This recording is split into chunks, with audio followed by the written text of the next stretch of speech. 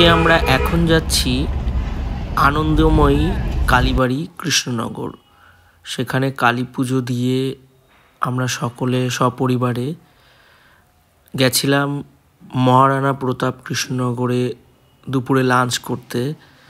তো দিনটা খুব স্পেশাল ছিল, সেই দিনেরই একটা চিত্র তুলে ধরলাম।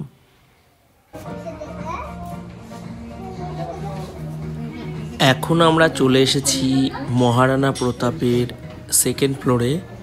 এটাই ওদের রেস্টুরেন্ট। তো খাবার অর্ডার দেওয়ার পরে প্রায় আধা ঘন্টা সময় ওনারা চেয়ে নিলেন, সেই জন্য এই সময়টাকে কাজে লাগিয়ে কিছু ছবি তুলে নিচ্ছি। আমি মহারানা প্রতাপে এর আগেও অন্তত 10 থেকে 15 বার গেছি, কিন্তু সময় না থাকার জন্য ভিডিও করা হয়নি। তো আজকে অ্যাভেলেবেল সময় থাকার জন্য একটা শর্ট ভিডিও তৈরি করছি। মহারানা প্রতাপের রেস্টুরেন্টের বাইরের দিকে যে প্রাকৃতিক সৌন্দর্য খুব সুন্দর, কারণ এই জায়গাগুলো একসময় কৃষ্ণনগরে ফাঁকা মাঠ ছিল।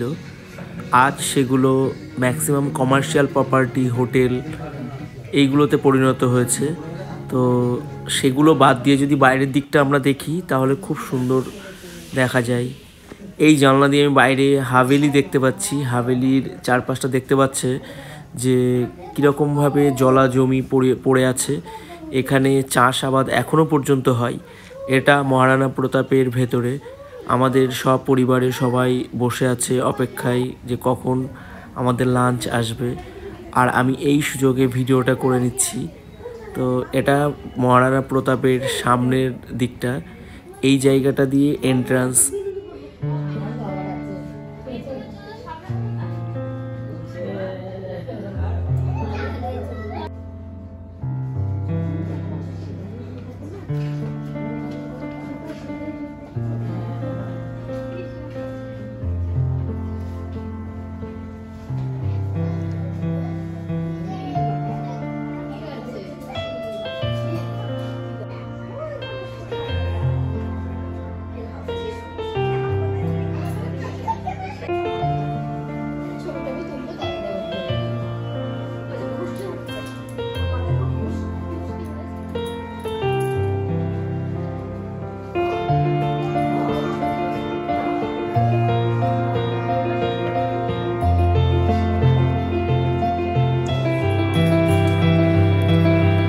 খাবার চলে এসেছে। প্রথমে এসেছে ফিশ ফিঙ্গার,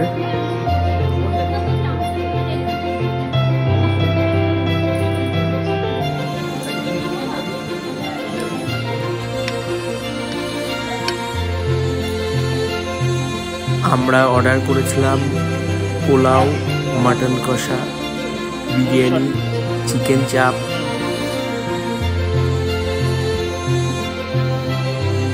এগুলো সবই আমার ভাগ্নের পছন্দের ডিশ ছিল, আর ছিল একটা মকটেল।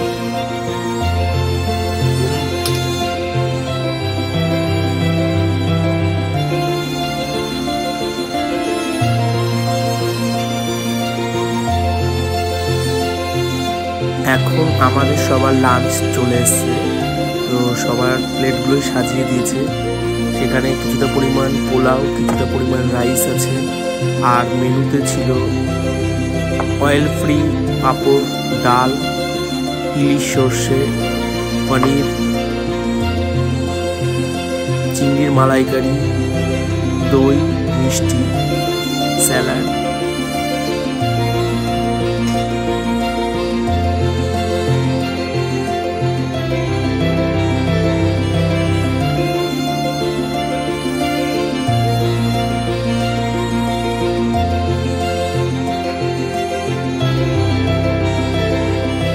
ইলিশটা ছিল আমার পছন্দের। এখন বাড়ি ফেরার পালা। তো আমরা উপর থেকে নিচে একটু ঘুরে তবেই ফিরবো।